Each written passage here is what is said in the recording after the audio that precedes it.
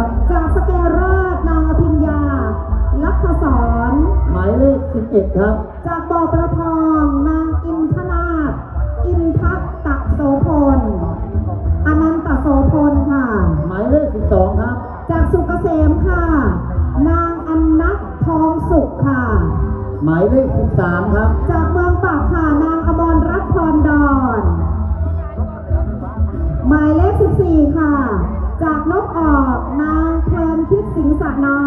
ยและหมายเลข15จากนิ้วค่ะนางสาวสำลีทองชิมพีครับผม